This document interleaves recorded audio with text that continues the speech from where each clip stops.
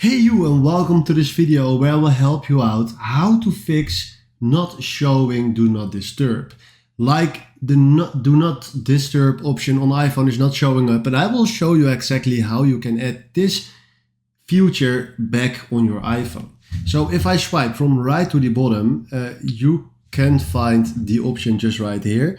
But if I click here on the plus icon, you see that we can add a control. If we tap here on add control, you see a lot of things that we can add. And if we scroll down,